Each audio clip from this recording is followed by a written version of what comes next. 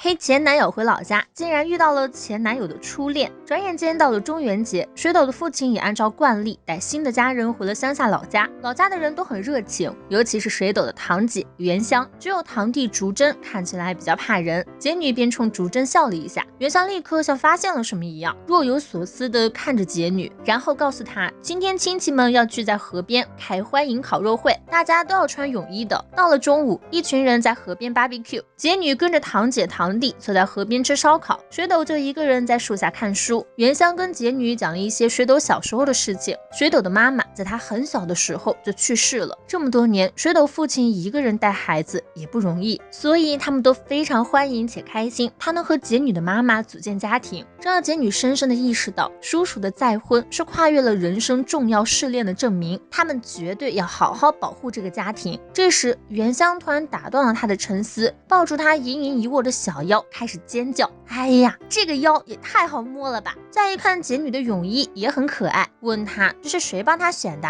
是不是男朋友呀？姐女赶紧否认，元香却已经看透一切。此时姐女又情不自禁地看向了水斗，对方却只是关注手里的书，丝毫不往他们这边瞅，让元香感觉有些愤愤不平。明明自己从幼儿园就开始照顾水斗了，结果这小子现在都不爱跟自己说话了。很快，水斗吃饱喝足，跟父亲打了声招呼要回家。为了不让姐女也跟着跑掉，元香直接把她衣服给扒了，拖着她一起下水。就这样，几人在河边玩了一下午。晚上，大人们又一起喝酒聚餐，姐女却并没有看见水斗的踪影。元香告诉她，那个人应该在爷爷的书房，拜托姐女去喊他洗澡。姐女过去的时候，水斗正在专心的看一本书，书名叫《西伯利亚的舞女》，是水斗太爷爷的自传，没有发售，仅此一本。水斗1年级的时候，偶然在书房发现了这本书，从那之后每年都会过来读一遍。一开始只觉得晦涩难懂，后来读懂了之后越来越有味道。讲的是战后太爷爷当了3、4年苏联的俘虏，在西伯利亚遇到了一个关系很好的女人，将其比作森欧爱笔下的舞女。水斗还将那本书递给了姐女，邀请她一起读读看，接着便出去洗澡了。而姐女则留在书房里细细品味起了那本书，看着看着就情不自禁落泪，却发现那个地方早已有了一片泪痕，想必是当初的水斗留下来的。外面大人们喝酒的声音是那么喧嚣，唯有这一方小小的天地足够安静，水斗就一直活在这个世界里。这时水斗洗完澡回来了，姐女说了2句感想后，突然问他，你的初恋是个怎样的人？水斗回答，应该是个很爱笑的人。想到某个人的笑脸，姐女确定了，这个男人的初恋竟然是自己的堂姐，以至于姐女第2天在面对元香的时候都有些不对劲儿，连元香跟她说话都听不进去。元香发现之后，直接问她是不是喜欢水斗，一句话就把姐女给问懵了。她好像不知道喜欢到底是什么东西了。元香便告诉她，是在一起的时候会心动，想接吻之类的。如果会这么想，那肯定就是喜欢了呀。如果想知道自己到底喜不喜欢水斗，听她的就完事儿了。而元香想出的确认的办法，竟然是让2个人待在同一间屋子，表现得这么明显，搞得2个当事人非常的尴尬。其实姐女只是无法放弃自己和水斗曾经有过的那份感情，因为他们共同的错误，这份感情被画上了无法磨灭的伤痕。而现在姐女想要重新面对它，哪怕那意味着是在伤痕上重新撒一把盐。她情不自禁地走到了水斗面前，不停地呼唤着他的名字，告诉他，你曾是我的初恋。但是在水斗提出分手时，他却觉得如释重负。可是现在他又忍不住去想，如果那个时候没有分手该多好啊！如果暑假他给水斗打个电话，如果圣诞他给水斗送个礼物，如果情人节他给水斗做一份巧克力，如果分手时他说一句我不愿意，是否就不会像现在这样痛苦了？姐女的心中被痛苦所充斥，水斗又何尝不是呢？于是在此时此刻此地，他们短暂的回到了过去的关系。在水斗说出这句话之后，姐女立刻扑向了他的怀抱。这段短暂关系的结束也解开了一个误会，姐女是因为意识到水斗的初恋是元香姐才会那么心烦意乱，结果得知根本就不是那样，还有3、2句话就被水斗给逗笑了。水斗便提醒她，你看吧，我就说了，我的初恋是个很爱笑的人。杰女也是这才意识到，原来他说的是自己呀。转眼间到了这个小镇的烟花大会，原香和杰女都穿上了漂亮的浴衣。不过在看到水斗的浴衣打扮时，杰女还是瞬间红了脸，这完完全全踩到了她的叉屁上啊！当即就问能不能拍张照片。没想到手机被原香夺走，递给了水斗，让他帮杰女拍张照片。水斗非常熟练地解开了手机密码锁，给两人拍了一张合照。烟花大会的人非常多，原香一直牵着竹真弟弟的手，还建议杰女和水斗也手拉着手，不容易走散。水斗刚想拒绝，手就被杰女给拉住了。很明显，这个女人是在借姐弟之名为自己谋福利。几人先停在了一个射击摊上，原香手把手指导竹真弟弟开枪，看到杰女脸红心跳，原来姐弟之间是可以距离这么近的呀！看来以后他也可以多接近水斗。可惜射了好几发都没能射中奖品，原香就将这个光荣的任务交给了水斗，让他给堂弟复仇，还撺掇杰女作为姐姐也支援一下，就像自己刚刚从背后抱住弟弟那样。结果杰女还真就被忽悠了，可他这样反而导致水斗手不稳，好不容易瞄准了一个奖品，杰女脚下一滑，直接跌到了他的身上，背后瞬间感觉到了软绵绵的触感。好在他打算打下来的玩偶还是被打中了。竹真拿到玩偶非常开心，因为这是他玩的游戏的角色。杰女为水斗的细心感到惊讶，没想到这家伙还挺像个哥哥的。但是下一秒两人又开始拌嘴，哪有姐姐这么抱着弟弟的？水斗当然会以为杰女是故意占自己便宜，杰女反唇相讥，不就是这点程度？你平时跟伊佐奈相处早就习惯了吧？这时前面的原香姐姐提醒他们该走了。四个人在半路上遇到了水斗和杰女的父母，在跟一个老婆婆讲话。这个老婆婆似乎是当地名门，姑且也算是看着水斗长大的，就让杰女好好关照水斗。但杰女听了这话，心里却很不舒服，说的好像水斗没有别人依靠就活不下去似的。老婆婆说为他们准备了能好好观赏烟花的地方，距离放烟花还有段时间，妈妈就想问一下他们打算怎么安排。一回头发现水斗不见了，原想吐槽这家伙每次到了放烟花的时候就不知道跑哪去了。杰女却能感受到水斗的心情，所以这一次她想找到他，和原香打了声招呼之后立刻出发。想起之前谈恋爱的时候，有一天晚上也是将近8点，水斗打来电话，那时他在电话里听到了风声，循着这个线索，杰女踏上了寻找水斗之旅。与此同时，水斗独自坐在一间神社里，从小他就习惯以旁观者的姿态观察着这个世界，对什么事情都觉得无法感同身受，别人对他或称赞或可怜，都只会让他感到更加的空虚。而在那之中，唯一能让他感到真实的就是书中的世界，尤其是他第一次读到那本传记时，当时的震惊至今都无法忘怀。他的心灵触碰到了由文字构成的世界，第一次充实了起来。对他来说，虚构的世界才是真实的，现实的世界才是虚假的。甚至一开始对杰女也只是顺其自然而已，去搭话只是一时兴起。但是在第一次约会去夏日祭的时候，他发自内心的感受到了不安。看到角落里可怜巴巴的杰女，会忍不住在心里想，要是没有自己找过来，他一定会在没人知晓的暗处一直哭下去吧。不知不觉，他也诞生了正常人会有的感情，杰女深深地烙进了他的内心，比读小说的时候更加强烈。他是唯一能让水斗感受到真实的人。终于，水斗等来了自己的救世主杰女。虽然两人一见面就拌嘴，但有些东西他们心知肚明。坐下后，杰女放下了手机，问水斗还记不记得他们第一次接吻是什么时候。没想到水斗准确地说出了那天的日期，毕竟杰女的手机密码就是那一天。那如此熟练打开手机的水斗，是否也在用着同一个密码呢？两人就这样聊着接吻那天的心情和对方的表情，仿佛只是一件稀松平常的事情，完全可以当成茶余饭后的闲谈。如果气氛不是如此沉重的话，杰女又问水斗为什么要找自己当他的女朋友。水斗回答都是巧合，如果他在遇到杰女之前先遇到了伊佐奈，说不定就不会和他交往了。然而现实就是他先遇到了杰女，所以命中注定他们要在一起。虽然现在又命中注定他们不能在一起。突然天边绽放了一束又一束灿烂的烟花，水斗情不自禁的落泪。不过下一秒，杰女的吻治愈了他的心情，这是他以伊里户杰女的身份对水斗进行的第2次初吻。他也要用这个新的身份彻底覆盖水斗心中关于领井杰女的地位，重新占据他心里唯一一个位置。第2天，杰女他们就告别原香一家，准备回城了。临走之前，水斗的奶奶单独找解女唠了回嗑，希望她以后能多多照顾水斗。这一次，解女直接告诉对方，水斗是一个非常坚强的人，就算自己不在他身边，他也能自立的。当然，既然奶奶都这么说了，他肯定会照做，毕竟那个人其实很害怕孤独和寂寞。回去的路上，水斗有点好奇奶奶跟解女说了什么，解女当然不可能告诉他，